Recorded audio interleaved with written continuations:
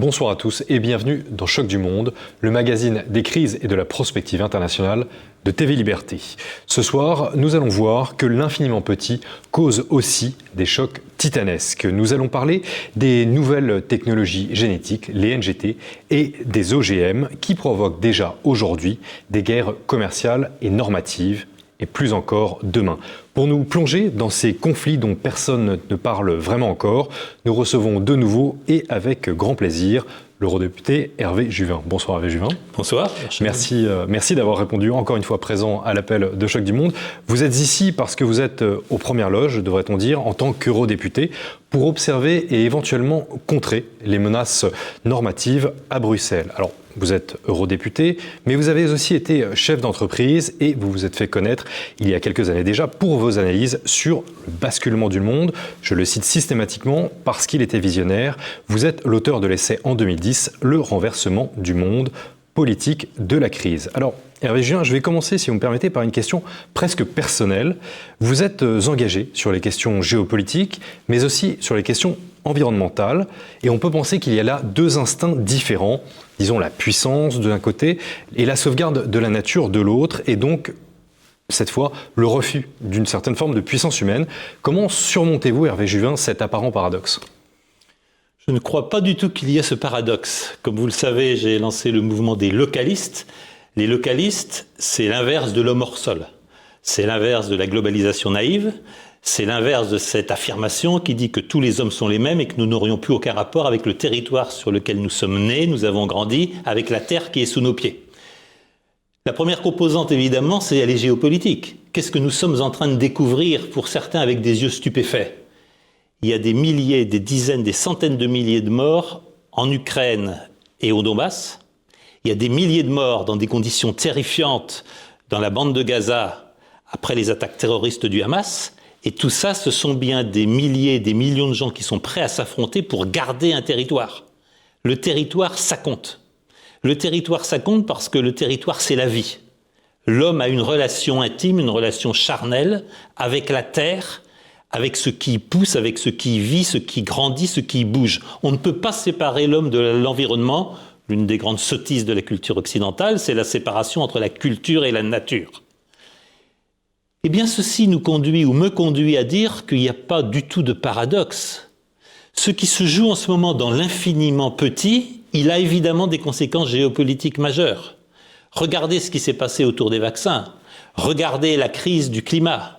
Regardez les crises de l'eau. Regardez les crises provoquées par les événements climatiques extrêmes. Regardez les crises qui peuvent être provoquées demain, et nous allons y revenir, par l'appropriation du vivant, par la fabrication d'êtres mutants, par tout ce qui se passe sous l'égide des biotechnologies. Évidemment que tout ceci a des conséquences géopolitiques absolument majeures, et je pense que l'une de nos grandes erreurs, c'est la spécialisation accrue de beaucoup de ceux qui tiennent le discours public. J'ai comme grande spécialité de n'en avoir aucune, et de m'intéresser au lieu où ça se passe. Évidemment que des choses se passent dans la géographie et dans la géopolitique. Ce dont personne ne voulait parler il y a 20 ans. Fukuyama, à la fin de l'histoire, la géopolitique n'intéressait plus personne. Elle s'invite chez nous, on n'a pas le choix de s'y intéresser.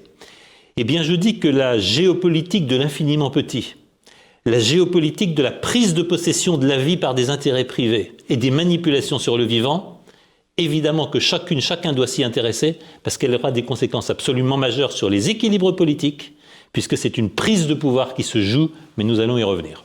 Alors vous parlez de géopolitique de l'infiniment petit, je vous propose l'actualité de l'infiniment petit pour que tout soit clair pour nos téléspectateurs. 1,5 milliard de dollars, c'est le montant de la condamnation ayant frappé Bayer, prononcée le 17 novembre par un tribunal du Missouri. Bayer devra dédommager 3 Américains imputant leur cancer à des années d'utilisation du désherbant Roundup à base de glyphosate. Or, la veille, lors d'un vote crucial, la France a laissé la Commission européenne trancher et prolonger de 10 ans l'autorisation controversée du glyphosate dans l'UE. Le pesticide est classé cancérogène probable depuis 2015 par le Centre international de recherche sur le cancer. À Bruxelles encore, l'assouplissement de la réglementation sur les nouveaux OGM inquiète. Les promoteurs des nouvelles technologies génétiques ou NGT veulent faciliter la vente de leurs produits. Grâce à la manipulation génétique, il est possible de rendre des plantes plus résistantes ou d'améliorer leur composition nutritionnelle. Pour l'heure, la Commission prévoit de faire échapper à la réglementation d'étiquetage et de traçabilité des OGM les produits qui présenteraient moins de 20 modifications génétiques. La clause de sauvegarde a aussi disparu.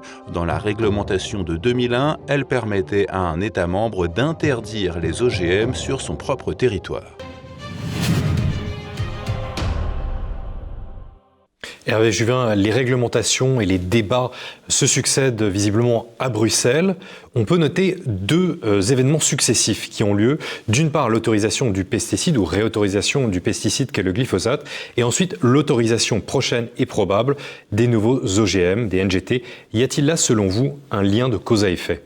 Il y a d'abord une réalité que vous avez rappelée, mais je vais me permettre d'y insister. Quel paradoxe de voir l'Union européenne autoriser de nouveau pour 10 ans l'herbicide qui est le glyphosate, qui est à la base des deux produits herbicides les plus connus dans le monde, le Roundup en Europe et le Rancher aux États-Unis, 6 jours avant qu'un tribunal américain condamne Bayer, propriétaire de Monsanto, à plus d'1,5 milliard de $ d'amende pour des cancers qu'il juge probablement provoqués par l'usage du Roundup par des jardiniers. Quel paradoxe, au moment où Bayer est en train probablement d'abandonner la commercialisation, au moins en particulier du Roundup, parce qu'ils craignent la multiplication des procès aux États-Unis et d'ailleurs dans d'autres pays. On ne peut que s'étonner sur l'aveuglement de la Commission européenne qui a proposé cette autorisation du glyphosate pour 10 ans. Évidemment, j'ai voté contre. Évidemment, je voterai contre l'autorisation donnée aux NGT. Que se passe-t-il dans le cas des NGT que vous avez évoqués rapidement ? Les NGT, ce sont des OGM en habit de soirée. Les NGT, ce sont des OGM qu'on a rhabillés de manière à dire qu'il s'agissait simplement d'utiliser les gènes qui sont déjà dans la plante, simplement en leur faisant subir des mutations jusqu'à 20. Pourquoi 20 d'ailleurs et pas 15, 25 ou 40 ? C'est arbitraire selon vous. 20 mutations génétiques, utilisant les gènes de la plante, mais pour accélérer ou pour amplifier des mouvements supposés naturels. La réalité, c'est celle du discours de ceux qui disent les NGT, il n'y a rien à voir. Donc ça ne sera pas assurable. Le producteur ne sera pas responsable des éventuels dommages causés par ces produits NGT. Il n'y aura pas d'information du consommateur et il n'y aura pas non plus d'information de l'agriculteur utilisant ces produits. Et pour faire bonne mesure, aucun État européen ne pourra interdire les NGT. La réalité, désolé d'être un peu technique, c'est que oui, les plantes évoluent. Oui, bien sûr, et par exemple, le maïs des plaines a un code génétique différent du maïs de l'altitude, et ça s'est fait sur des centaines de milliers d'années. Jamais dans la nature, 20 mutations génétiques n'arrivent en même temps dans une plante. Ça se passe un par un dans le temps, et je le répète, sur des milliers, sur des dizaines de milliers d'années. Jamais un seul caractère génétique ne s'impose sur des milliers d'hectares et sur des millions de plantes. Un caractère génétique qui bouge, c'est en général une erreur de codage dans l'ADN et l'ARN, et si ça marche bien, ça va peut-être se développer, se transmettre, et donner naissance éventuellement à une nouvelle espèce. Si ça ne marche pas, cette mutation génétique va disparaître. Rien n'est prévu de tel dans le dispositif des NGT. D'abord, on n'a évidemment aucun recul. On ne connaît pas les conséquences sur la santé humaine, parce que je rappelle que les ADN et ARN modifiés de ce que nous mangeons, animal ou plante, ne sont pas dissous et ne disparaissent pas dans le système digestif. Ils se transmettent dans le corps humain. Ça veut dire quoi ? Absorber des plantes, absorber des aliments qui auront subi jusqu'à 20 mutations génétiques. Et puis encore une fois, l'effet temps n'existe pas. Nous ne prenons pas en compte que va-t-il se passer dans 10 ans ou dans 50 ans. Je prendrai l'exemple des OGM et je prendrai l'exemple du déficit criant d'expertise indépendante que nous vivons dans l'Union européenne et dans la Commission européenne. L'EFSA, qui est l'autorité européenne en charge du contrôle sanitaire, se contente des tests des industriels. Alors que l'ANSES en France, alors que le CIRC international, alors que le CNRS ou des laboratoires universitaires indépendants, eux, ne se contentent pas des tests des industriels, dont vous devinez bien qu'ils ne posent jamais aucun problème. Et par exemple, on teste un produit génétiquement modifié seul, ou on teste l'herbicide glyphosate seul, sans jamais tester ce qui lui est ajouté, notamment ce qui permet l'effet mouillant, ce qui lui permet de rentrer dans la plante. Or, on sait que les effets cocktails multiplient les effets secondaires d'un herbicide ou d'un pesticide. Le tout est plus que la somme des parties. Eh bien, l'EFSA ne contrôle jamais les effets cocktails des produits qui sont ajoutés les uns aux autres pour produire un herbicide ou produire un pesticide. C'est la même chose concernant les OGM. Nous avons très peu de recul pour les OGM. La directive européenne était excellente, qui a de fait interdit la culture des OGM partout en Europe, à l'exception d'une seule variété de maïs, le MON 810. Cette disposition était excellente. On voit bien tout l'intérêt qu'il y a pour l'industrie à la faire sauter. Le grand tort de nos analyses et le grand tort de nos regards spécialisés, nous sommes de plus en plus spécialisés, experts dans des domaines de plus en plus étroits qui ne se parlent pas les uns aux autres. Derrière le scandale de la vaccination obligatoire et des privatisations de liberté qu'elle a entraînées, derrière le scandale de l'autorisation de 10 ans du glyphosate, derrière le scandale des LGT, derrière d'autres scandales comme le fait que l'Office européen des brevets accepte le brevet sur les gènes natifs des plantes, des animaux et aussi des hommes, contrairement à ce que veut la loi française qui interdit le brevetage du vivant, notamment le brevetage des caractères génétiques humains. Ce qui est en train de se passer, c'est l'appropriation privée par des grands groupes de la transmission de la vie, des gènes et quelque part de la vie elle-même. Ce que vous semblez dénoncer, Hervé Juvin, c'est en grande partie la prédation. Mais alors, de quels acteurs exactement? Je vous propose de regarder cette carte réalisée par Choc du Monde des principaux pays producteurs des cultures OGM. Les Amériques sautent bien sûr aux yeux. Vous avez mentionné certaines cultures en Europe, notamment au Portugal et en Espagne. Pourquoi l'Europe est-elle si perméable, selon vous, Hervé Juvin? Alors attention, l'Europe ne produit que 0,5% de ses surfaces cultivées en OGM. L'Europe ne produit pas d'OGM. J'aurais dû parler au futur. Mais l'Union européenne est perméable en raison des traités de libre-échange. En raison des traités de libre-échange, nous acceptons que du colza OGM, du maïs OGM surtout, envahissent nos élevages, puisque les élevages français sont saturés d'arrivages de maïs d'autres pays. Et vous voyez la carte, elle est très claire. Aux États-Unis comme au Brésil, qui sont les très grands fournisseurs de maïs, de soja, de colza, on cultive des OGM. Et tout ce que nous acceptons dans nos élevages et dans nos champs accepte les OGM venus au titre des accords de libre-échange. Et naturellement, on le retrouve dans nos assiettes. Vous êtes eurodéputé. Hervé Juvin, avez-vous senti les pressions des lobbies agroalimentaires à votre poste? Alors, si vous parlez de pression directe, je ne suis ni président de la commission des sujets agricoles ou de l'agroalimentaire, ni rapporteur de ces sujets. Donc, je vous dirais clairement non. Ce qui se passe, c'est une information qui nous est donnée. Nous recevons des informations, des notes, des avalanches de mails. Par exemple, en ce moment, je suis inondé de mails, de revues, de documents à caractère scientifique qui me vantent les avantages des NGT. Vous savez, les OGM devaient nourrir la planète. Et puis on a l'exemple ridicule du riz doré. Si on mange du riz doré, on n'aura pas de problème d'yeux. Sauf qu'on a démontré que pour que ça ait un effet sur la santé oculaire, il fallait probablement manger 3 à 4 kilos de riz par jour. Ce sont pour une bonne part des blagues. Simplement, on nous vend toujours l'argument du progrès. Et si vous n'êtes pas pour les NGT, si vous n'êtes pas pour le glyphosate, si vous n'êtes pas pour les mutations génétiques, si vous n'êtes pas pour la vaccination obligatoire de la population mondiale, vous êtes contre le progrès. Et ce ne sont pas des pressions, ce ne sont pas des incitations, mais c'est tout simplement un discours extrêmement prégnant qui est « il y a une seule voie pour le progrès, nous la connaissons et vous devez vous y engager ». Ça me renvoie à une réalité politique beaucoup plus lourde qui remet en sujet des questions politiques. J'ai été alerté par un document qui a beaucoup circulé aux États-Unis d'un grand auteur et d'un grand essayiste américain, Lyons, qui publie un document disant « Mais est-ce que finalement les États-Unis, l'Union européenne et la Chine ne sont pas en train de converger sous l'effet des technosciences, sous l'effet de l'appropriation de la vie par les intérêts privés et sous l'effet de ce nouveau dogme politique, on peut faire le bien des gens sans eux, voire contre eux. » C'est ce que je vois au sein de l'Union européenne. Vous savez que l'Union européenne est en train de se mêler d'améliorer nos paysages. Comme si la France, depuis des centaines, voire des milliers d'années, ne s'était pas occupée elle-même et très bien des merveilleux paysages ruraux français. Et bien, l'Union européenne est en train de décider que le paysage français, ça va être de son ressort. Ça s'appelle faire le bien des gens sans eux, voire contre eux. Or, je vais faire une minute de morale politique. La morale politique dans une société libérale, c'est de ne pas faire à autrui ce que je ne voudrais pas qu'on me fasse à moi. Ça, c'est la liberté. S'il s'agit de faire à autrui ce que je voudrais qu'on me fasse à moi, là, on rentre dans le totalitarisme. Je suis persuadé que de la même manière qu'aujourd'hui, colon équivaut à crime contre l'humanité, je suis persuadé que développement forcé sera un jour équivalent à crime contre l'humanité. Le développement forcé tel que les institutions internationales, mais surtout les entreprises privées, la pratiquent. Je pense à l'Inde obligée d'accepter des OGM qui ont probablement causé des dizaines de milliers de suicides d'agriculteurs, inconscients qu'ils ne pourraient pas payer les semences pour la nouvelle récolte. Je pense au drame provoqué par le développement forcé qui ruine des sociétés qui vivaient en parfait équilibre avec leur environnement. Eh bien, la capacité d'un régime politique à faire le bien des gens sans eux et même contre eux, c'est ce qui malheureusement s'est appliqué dans beaucoup de pays totalitaires.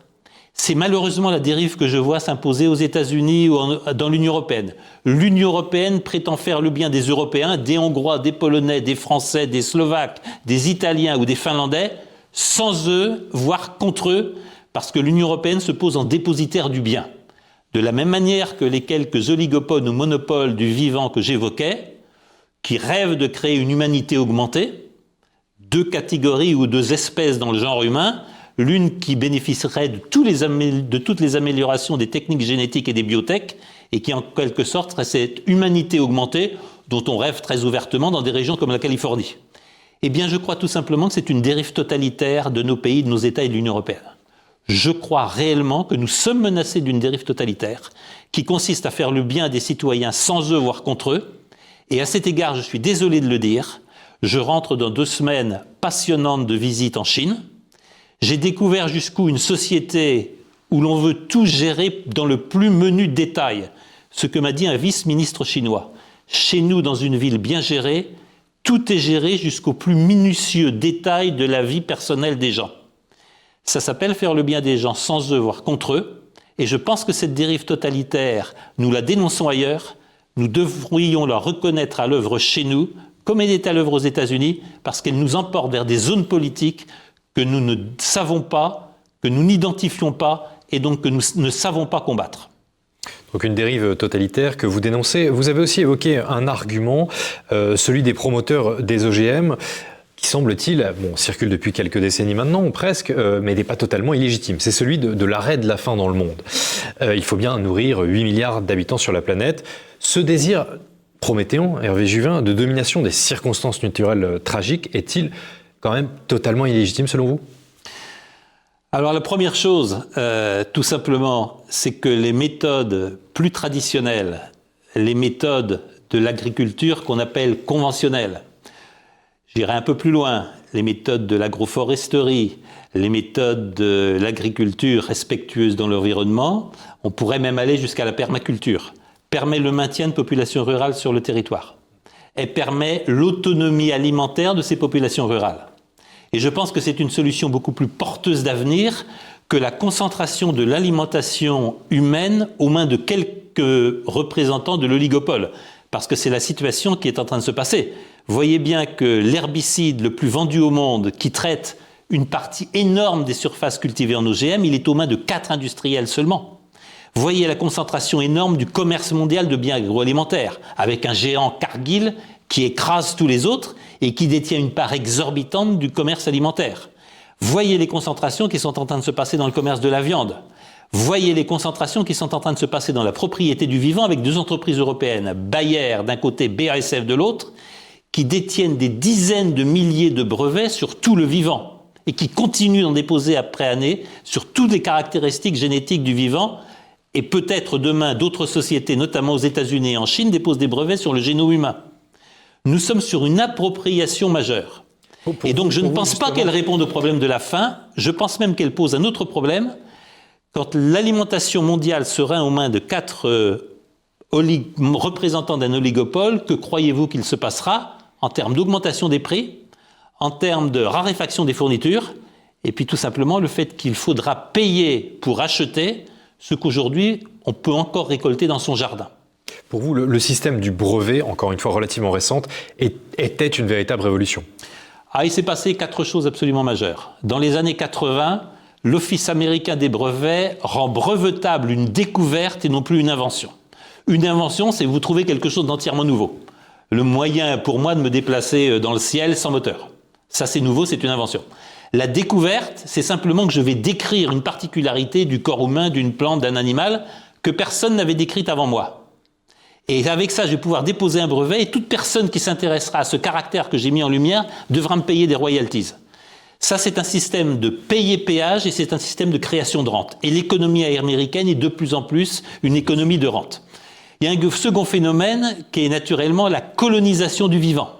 Je peux en parler parce que j'ai fréquenté à Madagascar des chercheurs américains avec une petite boîte bien protégée, avec des serrures, et je leur demandais « qu'est-ce que vous cherchez ?» Leur travail, c'était d'aller voir les sorciers, d'aller voir de quel produit, de quelle matière ils se servaient.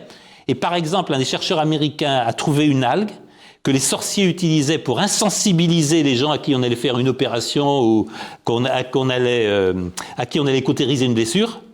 Eh bien, ce chercheur a fait déposer un brevet qui assurait sa fortune parce que cette algue, qui ne pousse qu'à Madagascar, qui est une espèce endémique, permet d'insensibiliser les gencives lors de soins dentaires légers. Un laboratoire américain a déposé ce brevet sur sa trouvaille. Il n'a fait que découvrir quelque chose qui existe à Madagascar, mais ce qui est important, c'est que plus jamais aucun malgache ne pourra utiliser ou commercialiser cette algue. Elle est devenue la propriété d'un laboratoire américain. Ça, c'est une nouvelle forme de colonisation qui existe. Le troisième point, et il est tout aussi important, c'est l'absence de responsabilité des fabricants. La loi d'une société libérale, c'est des gains s'il y a des risques. On l'a vu dans le scandale absolu des contrats passés sur l'approvisionnement en vaccins. Big Pharma n'est responsable d'aucun effet secondaire des vaccins contre le Covid. C'est la même chose pour les NGT. Les fabricants des NGT se sont à l'avance exonérés de toute responsabilité par rapport aux conséquences de leurs produits. Et le quatrième aspect, c'est le contrôle de l'information. Il est pratiquement impossible de toucher à la réputation d'une marque de luxe. Essayez de toucher à la réputation de telle ou telle grande marque américaine, vous avez immédiatement des procès sur le dos, et surtout aucun journal ne prendra les résultats de votre enquête. Tout simplement parce qu'un certain nombre d'organisations dites de fact-checking, je pense à une organisation de fact-checking dont le principal actionnaire est Publicis, dont le principal client est Pfizer. Est-ce que vous imaginez qu'un journal qui publie une enquête défavorable à Pfizer ne va pas immédiatement être épinglé pour diffuser des fausses nouvelles ? On a une mainmise sur l'information, on a une extinction de la recherche indépendante et des laboratoires indépendants, et je pense au malheur de Gilles Éric Serralini, qui a mis en avant les effets probablement cancérigènes de plantes et de nourriture OGM, et qui a été désavoué, condamné, exclu, comme l'ont été tous les médecins, y compris les plus renommés jusqu'au prix Nobel, qui ont mis en cause le monopole des vaccins contre le Covid-19. On assiste réellement à une prise de pouvoir qui ne dit pas son nom, et j'en reviens à cela, nous assistons sous l'égide d'intérêts privés qui ne s'affichent pas à une nouvelle forme de totalitarisme qui est en train de bouleverser nos sociétés et qui aura des conséquences absolument majeures sur le fonctionnement politique de notre société. Pierre Manant le dit très bien, le libéralisme, c'est un conflit permanent entre la science et la liberté. Eh bien, de la même manière que la liberté de l'individu est en train de tuer la liberté du citoyen, la liberté de quelques-uns de s'approprier le vivant est en train de tuer notre rapport à la vie, notre rapport à la nature. On est en train d'instaurer des péages entre nous et l'accès aux gratuités de la nature. On est en train de faire disparaître les gratuités de la nature, et ça a des conséquences majeures en termes politiques, parce que ça veut dire que la science et le droit sont en train de tuer nos libertés. Peut-on interrompre ce processus, semble-t-il, très critiquable selon vous, par des petites solutions, ne serait-ce que l'étiquetage des NGT et des OGM, qui a déjà été mis en place dans certains pays. Cela peut-il suffire ? Alors c'est ce que proposent les localistes. Les localistes sont respectueux de la liberté du consommateur, mais le consommateur, il doit être informé. C'était excellent, l'obligation d'informer le consommateur, dans ce produit, il y a des OGM. De la même manière que, assez naïvement, les producteurs d'OGM affichent leurs produits Roundup Ready. Parce que le Roundup, ça sert essentiellement à faire vendre des OGM, de même que les OGM obligent à acheter du Roundup. Ça marche très bien ensemble. Eh bien, ça serait excellent qu'on étiquette les produits NGT à l'intérieur, NGT inside. Il faut faire confiance au consommateur. Le consommateur averti, il donnera la préférence à des produits locaux. Le consommateur averti donnera préférence à des produits dont il sait d'où ils viennent. Or, vous savez qu'il y a un combat sous l'égide des contrats de libre-échange et de nos amis américains ou canadiens pour détruire toutes les appellations d'origine et détruire toutes les appellations géographiques. J'aime bien le Roquefort quand il vient de l'Aveyron. J'ai aucun intérêt à acheter du prétendu bleu d'Auvergne ou bleu d'Écosse qui s'est fabriqué n'importe où, en Roumanie ou pourquoi pas au Texas. Les appellations d'origine, il faut les préférer, il faut les exiger, et il faut combattre pour qu'elles demeurent. Naturellement, on a d'autres combats à mener. Le combat de droit est absolument évident. Je ne pense pas qu'il faut mettre le doigt dans l'engrenage de la privatisation du vivant. Parce qu'on peut dire que ce soit des entreprises qui acquièrent ces brevets et donc acceptons et souscrivons et assurons la promotion des entreprises biotech françaises. Je pense qu'il faut refuser le brevetage du vivant. Je pense qu'il faut refuser tout brevetage des espèces endémiques vivant en France et je pense encore plus qu'il faut éviter et interdire le brevetage du génome humain et les manipulations sur ce génome humain. Il est encore temps de le faire, dans quelques années ce sera fini. Clairement, il faut reprendre la main sur le droit et ça veut dire retrouver la souveraineté que nous avons abandonnée et que ce matin encore au Parlement nous avons abandonné un peu plus en acceptant le principe d'une révision des traités européens qui va assurer la primauté définitive des règlements et des directives européennes sur les constitutions et sur le droit national. C'est inacceptable. La Constitution française dit très bien que la souveraineté appartient au peuple par la voix de ses représentants et par la voix du référendum. C'est un principe intangible, c'est un principe auquel il ne peut être touché sans détruire notre démocratie. Alors revenons un instant sur les OGM. Les prometteurs des OGM, maintenant des NGT, font valoir en substance, dans l'absolu, que l'agriculture est par définition une modification de la nature et les cultures, bien sûr. Les fruits, par exemple, sont plus gros ou plus sucrés qu'à l'état de nature. Et ils disent aussi que les modifications génétiques en amont peuvent prévenir l'utilisation en aval de traitements toxiques dans les champs. Ne faut-il pas, Hervé Juvin, laisser quand même une certaine marge de manœuvre aux recherches et aux progrès techniques? En marge de manœuvre aux recherches, certainement. Attention, si elles sont contrôlées et validées par des laboratoires et par des instituts indépendants des industriels. Enfin, laissez-moi rire. Quand je vous entends dire que les plantes modifiées, donc les plantes cultivées de manière industrielle, donc celles qu'on retrouve par exemple dans la majorité des supermarchés, ont plus de goût et plus de saveur que ce qu'on fait pousser soi-même dans son jardin, laissez-moi rire. Toute personne qui a eu un jardin et planté des tomates dans le Midi sait très bien que les tomates de son jardin ont 10 fois plus de goût et de saveur que celles qu'on trouve dans le supermarché. Elles ont peut-être un aspect moins brillant et peut-être est-ce qu'elles se conservent moins bien. Parce que l'intérêt de l'industrie, c'est pas des produits qui aient de la saveur ou du goût, c'est des produits qui fassent bien en rayon. Et de la quantité. Et c'est évidemment de faire de la quantité standardisée. Mais on voit bien que les objectifs de l'industrie et les objectifs de la production de masse s'opposent complètement aux qualités gustatives et gastronomiques des fruits et légumes. Mangez les fruits et les légumes de votre jardin, vous verrez la différence, elle est éclatante. Dans quelques années, ce sera fini, avez-vous dit il y a quelques instants. Avons-nous si peu de temps que ça? L'accélération saute aux yeux en effet. Mais vraiment, sommes-nous au pied du mur? Nous sommes au pied du mur parce que la pression des industriels, la pression à l'appropriation et à la colonisation du vivant dont je donnais quelques exemples, la puissance du droit contre le politique, que j'exprimerai autrement, le droit prend le pas sur nos libertés politiques. Ça se passe dans le courant de la globalisation qui continue, ça se passe dans le courant d'arguments écologiques comme la lutte contre le réchauffement climatique, qui sont trop souvent des prétextes à l'uniformisation, à l'artificialisation et à la standardisation. Et tout ça, l'artificialisation, la standardisation, c'est une rupture avec la Terre. C'est le fait que nous devenions tous des hommes et des femmes hors sol. Ça, c'est le combat des localistes. Philippe Descola le dit très bien dans la clôture d'un de ses livres. Philippe Descola écrit « Être humain, c'est différer ». C'est la diversité qui est le propre de la condition humaine. La condition humaine, la condition politique, c'est la diversité des sociétés humaines. C'est à cela qu'il est porté atteinte au nom des monopoles de l'industrie, au nom des oligopoles de la propriété du vivant et en clair, au nom de la rentabilité financière de la grande industrie. Ça, c'est une uniformisation et c'est une artificialisation qui détruit notre rapport à la nature, qui détruit la joie de vivre et l'émerveillement qui est le propre de tout être humain devant le spectacle de la nature.